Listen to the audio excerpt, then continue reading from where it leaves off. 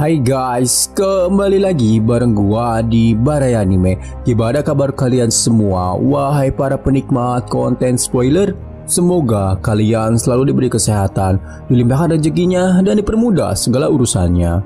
Di video kali ini, gua mau nerusin manhwa berjudul I Became a Tyrant of the Defense Tower. Buat kalian yang belum nonton part sebelumnya, link gua taruh di deskripsi atau klik pojok kanan atas ya. Kisah berlanjut setelah pertarungan panjang di stage ketiga. Saat ini Ash sedang berada di kamarnya untuk melepas lelah. Ia merasa kaget karena mendapatkan predikat MVP di pertempuran kemarin. Kemudian tiba-tiba kalung yang Ash pakai mengeluarkan cahaya merah. Kalung itu bernama The Rebel Knuckle atau kalung yang memberontak terhadap takdir. Kemampuan tersembunyi kalung itu adalah Ash dapat menggunakan poin yang terkumpul untuk membeli item di toko pribadinya. Setelah masuk di toko pribadinya, diketahui saat ini Ash telah mempunyai sekitar 1 juta poin yang telah ia kumpulkan selama ini. Si Direktur Aider merekomendasikan Ash untuk membeli item Dark Event Tracker. Item ini berguna ketika Dark Event muncul. Alat ini dapat mendeteksi lalu memperingatkan si pengguna. Selama Ash bermain game ini, ia baru mengetahui jika ada event tersebut. Dark Event sendiri adalah sistem yang mengganggu jalannya permainan. Di stage yang terdampak akan ada kejadian tak terduga yang akan mengacaukan strategi sang pemain. Mengetahui itu, Ash cukup terkejut. Ia mulai menyadari setiap masalah tak terduga muncul di stage-stage sebelumnya disebabkan oleh Dark Event ini. Berawal di stage 1, Ash langsung berhadapan dengan monster terburuk yaitu Living Armor. Kemudian di stage kedua munculnya NPC musuh yang mengkombanui para monster. Dan terakhir di stage ketiga, serangan kecohan yang dilakukan para golem. Hampir di setiap stage Dark Event itu muncul. Tidak menutup kemungkinan di stage selanjutnya pun Dark Event ini bisa jadi muncul. Ash benar-benar mulai merasakan aura kejahatan yang luar biasa. Seperti ada orang yang sengaja mengacaukan game itu dengan sengaja. Tapi kenapa? Kenapa mereka mau bertindak sejauh ini? Kenapa? Pertanyaan besar yang ada dalam hati Ash saat ini. Scene kemudian beralih ke wilayah utara jauh dari Crossroad, di mana tempat itu bisa dikatakan sebagai pusat dunia, bernama New Era, ibu kota dari kerajaan Everblack. Kota itu didominasi oleh pelabuhan yang menjadi pusat perdagangan dan distribusi, dan selalu menjadi tujuan semua orang setiap tahunnya. Di pusat kota terbesar yang paling maju itu berdirilah kastil nan megah, kastil keluarga Everblack. Karena banyaknya menara hitam yang berdiri di sana, kastil itu juga dijuluki sebagai Palace of the Black Tornatress. Kemudian di kantor administrasi kerajaan Everblack, kita diperkenalkan dengan Perdana Menteri Kerajaan Everblack bernama Fernandez Ambekiefer Everblack, yang tidak lain dan tidak bukan adalah kakak dari Ash. Lalu datang ajudannya yang melaporkan jika Ash telah meminta pasukan bantuan lagi. Di surat itu, Ash mengatakan bahwa invasi monster di selatan semakin mengganas. Oleh karena itu, Ash meminta bala bantuan untuk segera dikirim ke tempatnya. Dan itu merupakan surat ketiga yang Ash kirim kepada kerajaan Everblack. Akan tetapi, Fernandez meminta ajudannya untuk mengabaikannya saja. Si ajudan menjelaskan jika situasi di selatan sudah cukup parah. Menurut informan kerajaan, invasi para monster tidak pernah semengerikan itu dalam beberapa dekade terakhir. Namun lagi-lagi Fernandez meminta untuk mengabaikan permintaan itu dan dengan tegas menolak mengirimkan bantuan pasukan ke selatan.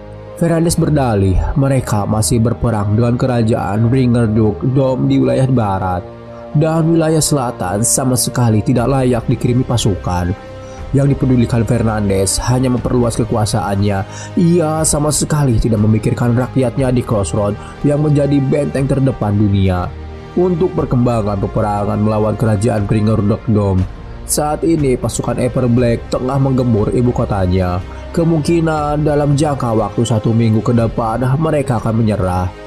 Selain Fernandez, Ash juga masih memiliki kakak tertua yang bernama Lord Avalance Everblack.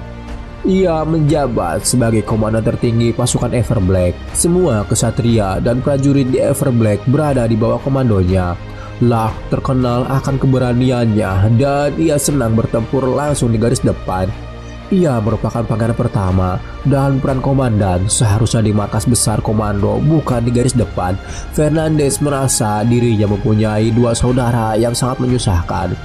Sedangkan ayah atau bisa dikatakan Raja Everblack, ia masih terbaring di kamarnya. Raja telah mengurung dirinya di kamar sudah hampir 1 tahun lamanya. Terkadang Raja menyurati atau memanggil seorang pelayan lalu memberinya perintah secara diam-diam. Dan itulah mengapa pangeran pertama mengurus masalah eksternal, sedangkan pangeran kedua mengurus masalah internal. Karena situasi yang tak kunjung berubah, banyak rumor beredar bahwa sang raja telah mengalami suatu musibah. Setelah memberitahu informasi tentang permintaan bantuan di wilayah selatan, si ajudan memberi satu surat lagi kepada Fernandes, di mana surat itu adalah permintaan eksekusi mati bagi para tahanan pengkhianat kerajaan. Fernandes menyetujui permintaan itu karena pengkhianat sangat pantas dihukum mati. Namun setelah beberapa waktu, ia mempunyai rencana lain untuk mengeksekusi mereka, yaitu mengirimkan para penjahat itu ke wilayah selatan sebagai bantuan pasukan di sana. Bukankah As hanya perlu perisai daging tambahan? Lagi pula, mereka akan mati, jadi tidak masalah mereka akan mati karena dibunuh oleh para monster itu, ucap Fernandes kepada si ajudan.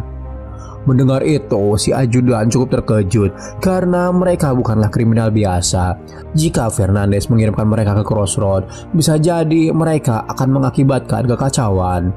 Tapi keputusan Fernandes sudah mutlak. Ia menyerahkan sepenuhnya penyelesaian sesuatu yang akan terjadi selanjutnya kepada As. Ia beranggapan jika As menginginkan pasukan, entah itu daging dingin atau busuk, As mau tidak mau harus memakan apa yang ia berikan kepadanya. Jadi sudah diputuskan, 5 tahanan tersebut akan dieksekusi di garis depan selatan. Dan pangeran ketiga As akan bertanggung jawab untuk menjalankan tugas itu. Mengirimkan bantuan untuk adikku, ternyata aku ini kakak yang baik ya. Kau juga berpikir seperti itu kan As? Gumam Fernandes dengan sinisnya. Kemudian scene kembali ke Crossroad, di mana kita diperlihatkan As yang merasa dirinya sedang digibahkan. I see kehet, ciri orang panas kia. Apa ada seseorang yang sedang mengutukku? Gumam As. Saat ini As sedang berada di kamar Demian. Ia meminta maaf karena telah membuat Demian menjadi seperti sekarang. Dalam hatinya, As merasa mengunjungi rumah sakit sangat berat baginya karena itu berarti ia gagal melindungi orang-orang di wilayahnya. Di sini Demian berkata jika apa yang menimpanya bukanlah kesalahan As karena semua itu adalah pilihannya sendiri dan matanya akan pulih dalam beberapa hari ke depan asalkan Demian dapat beristirahat dengan cukup. Kemudian As berkata jika ia tidak akan memaksa Demian lagi di masa depan, ya ia masih akan menyuruh-nyuruh Demian tapi tidak akan memaksanya untuk bertarung hingga babak belur lagi. Namun menurut Demian, selama kemampuannya masih bisa digunakan, As dapat memintanya sesuka hati. Demian merasa senang jika kekuatannya bisa membantu menumpas semua monster dengan cara menembaknya, maka ia akan menarik patuknya dengan senang hati meski matanya akan hancur. As sendiri tidak bisa menampik jika Demian merupakan karakter penting dalam strateginya. Kemudian ia menanyai Demian soal perkataannya dulu, jika Demian boleh membunuhnya kapan saja jika Demian mau untuk membalas kematian temannya. Dulu As menggunakan kebenciannya untuk membuat Demian tegar. Dirinya rela menjadi seseorang yang paling bersalah atas kematian temannya. Saat ini As juga merasa penasaran apa jawaban Demian. Lalu Demian berkata, semenjak hari itu ia tidak lagi memikirkannya. Demian meminta As jika mereka telah berhasil mengalahkan seluruh monster dan perdamaian datang di garis depan, ia meminta As untuk menanyainya lagi. Demian berjanji akan memberitahu perasaannya apakah ia masih membenci As atau tidak. Akan tetapi menurut As hari itu tidak akan pernah ada. 3 tahun dari sekarang, begitu As sampai di titik itu semuanya akan selesai. Dan apapun jawaban Demian saat itu, As akan menerimanya. Loyalitas dan kebencian, kebaikan dan keburukan, pemain dan karakter cheat. Walau tidak terikat hubungan darah, aku berharap bocah yang selalu membantuku ini akan bahagia suatu saat nanti, ucap As. Ending apapun yang As terima, ia berdoa yang terbaik baginya. Di malam berikutnya, setelah stage 3 selesai, As merasakan seluruh badannya sakit karena pertempuran sengit sebelumnya. Tapi ia tidak bisa beristirahat dengan tenang. As harus mengumpulkan data soal pertempuran di benteng yang ia tidak ikuti. Dimulai dengan memeriksa tembok benteng, gudang artefak, fasilitas produksi, dan para prajurit di rumah sakit. Kemudian terdengar suara gemuruh di luar kamarnya. Suara itu berasal dari orang-orang yang sedang berpesta merayakan kemenangan mereka. Sebelumnya As hanya ikut bersulang seteguk minuman lalu pamit pergi. Mungkin Jupiter dan hanya Jupiterlah yang mampu menggantikan As sebagai sumber kehidupan pestanya.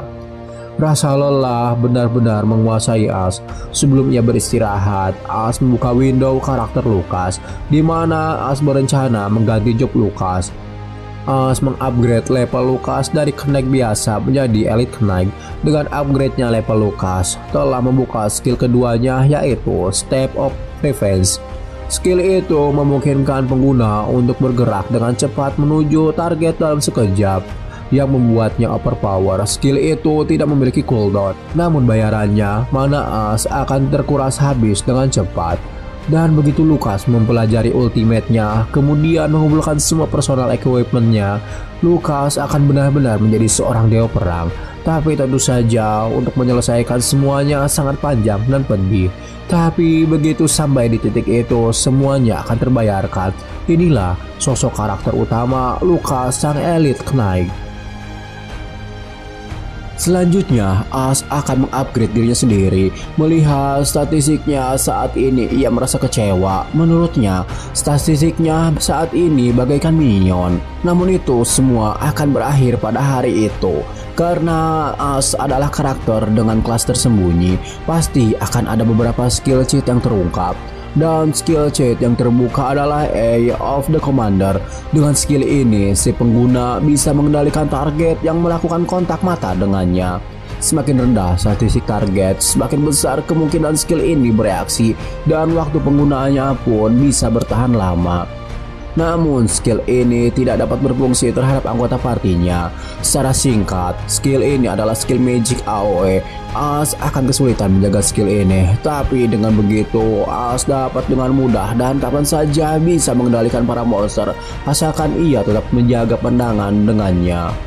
As sendiri sangat menyukai skill yang bombastis, tapi untuk saat ini sudah lebih dari cukup, dan ia ingin sesegera mungkin menguji keefektivitasannya. Kemudian As membuka hadiah clear stage sebelumnya. Di window terdapat 3 peti berwarna silver dan 1 peti berwarna gold. Peti gold itu merupakan barang berperingkat SSR. As sangat berharap barang yang ia dapat sangat menguntungkan dan itu bersifat permanen.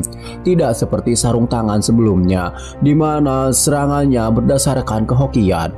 Gacha pun dimulai, dan yang As dapat adalah tongkat Maestro rank SSR level 35. Tongkat itu menciptakan pedang sihir dan mengendalikan udara. Umumnya, senjata SSR biasanya memiliki beberapa efek dan kemampuan yang unik. Tapi tongkat Maestro itu memiliki kemampuan yang lebih menonjol dari senjata SSR lainnya. Kemampuan dasarnya adalah menciptakan pedang sihir. Selama mana si pengguna cukup, pedang itu sangat bagus dalam melancarkan serangan jarak sedang. Bahkan karakter non-penyihir pun dapat bertarung layaknya seorang penyihir. Tapi aspek penting senjata itu adalah memberikan debuff dengan cara menyerang. Tapi aspek pentingnya senjata itu adalah memberikan buff dengan cara menyerang. Selain dapat menyebabkan damage, serangan itu juga memberikan efek debuff yang sangat kuat kepada target. Efek unik dari senjata itu adalah si pengguna dapat menyerang anggota partinya sendiri. Tunggu dulu, berarti dengan ini aku bisa memukuli anggota partiku yang bantangul. Itu bisa dikatakan hukum militer. Singkat cerita, pagi pun tiba. As mulai bersiap untuk menghadapi pertempuran pertahanan berikutnya. Pertama-tama, ia memerintahkan para pekerja melakukan perbaikan kepada benteng garis depan. Karena benteng itu merupakan benteng pertahanan garis depan yang terletak tepat di depan wilayah selatan Black Lake. Dan tempat itu juga merupakan tempat di mana As melakukan pertempuran pertamanya di stage tutorial. Kerusakannya terlalu parah, jadi As mengabaikan setelah pertempuran itu. Tapi kali ini sudah waktunya untuk merestorasi benteng itu. Memperbaiki kerusakannya memang cukup sulit, tapi jika mereka bisa menggunakan benteng garis depan dengan baik, maka hal itu bisa mengurangi jumlah monster yang menyerbu ke benteng utama. Kedua, As mendatangi gedung artefak. Ia meminta ketua di sana untuk membuat artefak pertahanan anti udara. Itu As lakukan untuk menghadapi musuh yang bisa terbang. Game ini memiliki beberapa peraturan mengenai pasukan monster. Salah satunya menyebut bahwa monster yang bisa terbang akan muncul setidaknya sekali setiap 5 stage. Itu berarti di stage-stage tersisa akan ada monster terbang yang muncul. Mendengar penjelasan As, Lily dengan sigap siap bekerja dengan keras untuk membuat artefak pertahanan udara. Yang padahal Lily ketakutan jika ia akan dikirim kembali ke tengah-tengah pertempuran. Aku tidak akan mengirimmu ke tempat aneh lagi, Lily. Jadi tenanglah, gumam As setelah melihat Lily ngabret seedan-edannya. Kemudian As mendatangi tukang pandai besi. Ia meminta ketua pandai besi untuk memperbaiki senjata milik Evalyn. 3 hari berlalu dengan cepat. Stage keempat akan dimulai dalam 7 hari 9 jam. Dan scene memperlihatkan halaman belakang kediaman milik Lord Crossroad. As memanggil anggota partinya, Lucas, Jupiter, Evalyn, dan Damian untuk menjelajahi Lake Kingdom mencari informasi mengenai musuh stage berikutnya. Namun ada yang aneh dengan sikap Evalyn saat itu. Ia nampak malu-malu kucing. As merasa mungkin Evalyn malu karena sebelumnya Evalyn telah banyak mengungkapkan perasaannya selama ini. Kemudian Damian juga mengungkapkan perasaan aneh yang dirasanya. Lalu Jupiter. Akan tetapi Jupiter berlagak sokorai dengan berkata, "Kenapa aku harus mempermalukan diriku sebagai orang yang paling tua di antara anak-anak muda seperti kalian? Kau sendiri sudah membuat malu dasar nenek mata duitan." As menimpali.